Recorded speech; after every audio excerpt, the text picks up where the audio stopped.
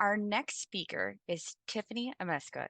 She is president and CEO of MX Construction. She will be sharing her personal experience as a government contractor navigating the CMMC 2.0 assessment process. We are very excited to have her here with us to share. Tiffany has over 30 plus years of experience in the construction and regulatory industry and serves in the capacity of a program manager. Tiffany is actively involved in the program management of all awarded task orders and projects for MX Construction. Welcome, Tiffany. We are looking forward to hearing your personal thoughts on CMMC. Thank you, Kate. Welcome in, everybody. So let's dive right in. You're a DoD contractor, and in between running your business, reduced manpower, and ongoing COVID material delays, let's go ahead and throw a new regulation at you. So where do you begin with CMMC compliance?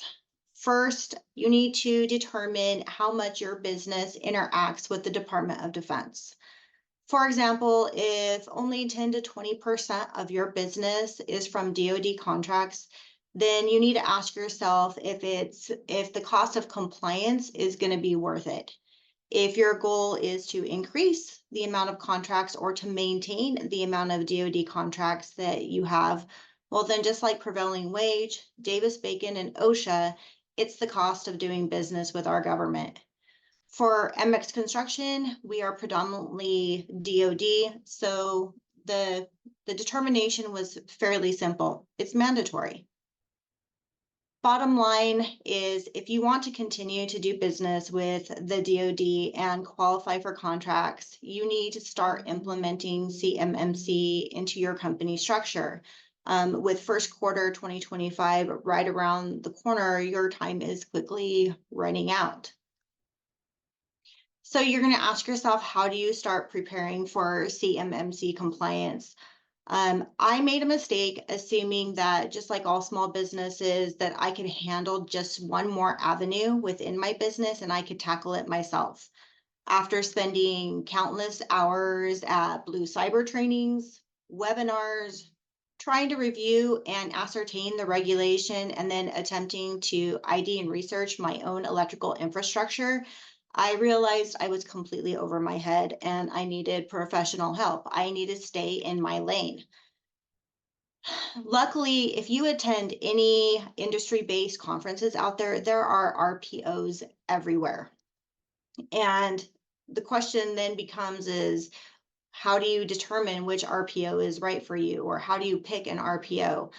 For MX, our recommendation is check their ratings and their reviews. Also, are they familiar with your industry inside the DoD and inside DoD? Like, I'm a construction contractor. I wanted someone who was going to be familiar with what I do. And lastly, but most importantly, is a RPO that understood I am a small business. I have a limited amount of resources. I have a little limited amount of infrastructure, and I wanted them to be able to help us based off our business size. So once you've selected your RPO, what then? You basically then need to designate the right resources within your community, your company, to help you obtain the CMMC compliance. This was not going to be a one and done kind of system. So when we started assigning people within our organization, we chose 2 internal management positions and we have 1 external IT person. When should you get started? I've heard a lot of chatter out in the field in regards to, well, I'm a subcontractor, so I have more time than a prime. Speaking from a prime perspective and a subcontractor perspective, some of my larger primes that we do work for, they actually have already started requesting and asking questions in regards to CMMC compliance on their pre-qualification documents. As a prime contractor, though, we do have 2 active military contracts that are requiring cybersecurity compliance. Specifically, it's the 800-171 DFARS 7012. We have not had anything pop up in regards to DFARS 7021. nor have we had a contracting officer ask us about our SPRS score. But what I feel has been a huge marketing benefit for MX is that when I am performing my capabilities briefings, one, I do have my SPRS score. Two, we're actively working to improve that score. And three, we have completed phase one of our migration. So when I'm in front of my client, that is something I'm sharing with them, is not only are we able to perform our trades and our reputation's good, our CPAR's rating good, we are proactively ready for cybersecurity and CMMC.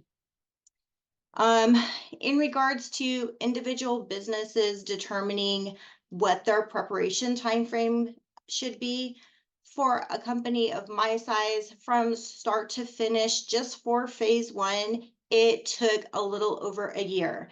That is including ID and research of our electrical infrastructure, our computers, the software that we use, what positions within our company access the CUI. So it does take quite a bit of time.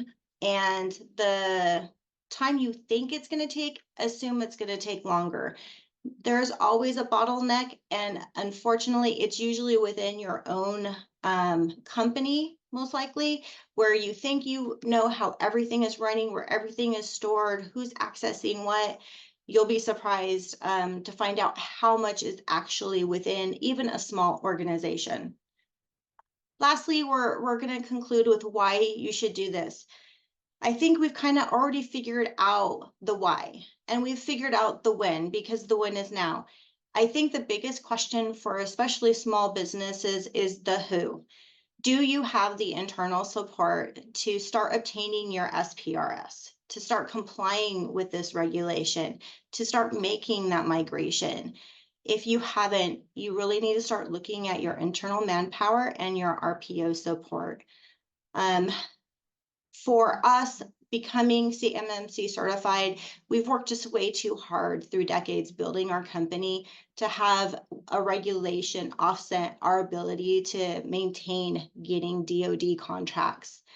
And of course, we're all DoD contractors, so we all have the same responsibility to maintain and protect that national security. We have access to data, CUI, that we need to handle very cautiously.